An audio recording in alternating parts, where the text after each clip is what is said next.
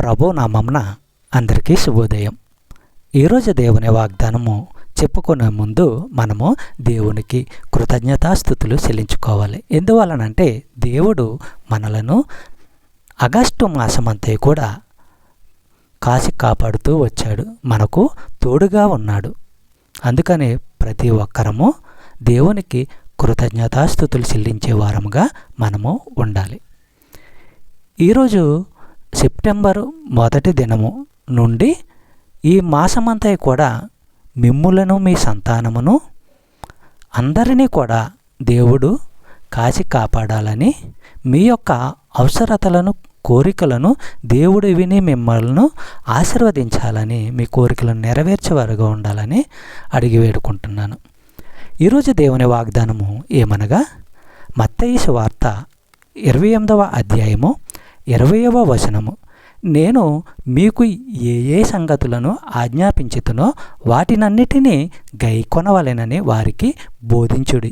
ఇదిగో నేను యుగ సమాప్తి వరకు సదాకాలము మీతో కూడా ఉన్నానని వారితో చెప్పాను. సహోదరులారా, యేసుక్రీస్తు వారు ఇచ్చిన ఆజ్ఞలన్నిటినీ పాటించాలని, ప్రజలకు ఉపదేశించమని తన శిష్యులను ఆజ్ఞాపించాను. ఇదిగో నేను ఎప్పటికీ యుగాంతము వరకు మీతో కూడా ఉన్నాను, తదాస్తు అని దేవుడు వారిని ఆశీర్వదించాడు. క్రీస్తు రాయబారులు అంటే శిష్యులు ఆరంభించిన పనిని కొనసాగించడానికి ప్రతి తరములోనూ నమ్మకమైన మనుషులు కావాలి. క్రీస్తు తానే ఎప్పుడు అలాంటి వారితో ఉంటాడు. మనము ఈ వాక్యమును నిశితంగా పరిశీలించినట్లయితే, మత్తయి సువార్త 1 అధ్యాయంలో ఇమ్మానుయేలు వస్తున్నాడన్న ప్రకటన ఉంది.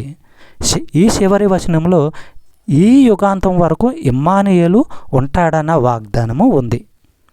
మత్తయి సువార్త 1 అధ్యాయం 23వ వచనము మనము పరిశీలించినట్లయితే, ఇదిగో ఒక కన్య గర్భవతి అవుతుంది, కుమారుని కంటుంది, ఆయనకు ఇమ్మానుయేలు అను నామకరణము చేస్తారు.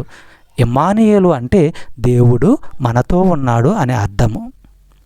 మత్తయి సువార్త 18వ అధ్యాయం 20వ వచనము మనము పరిశీలించినట్లయితే, ఏలయనగా 2-3 నా నామమున ఎక్కడ కూడియుందురో అక్కడ నేను వారి మధ్య ఉందునని చెప్పెను.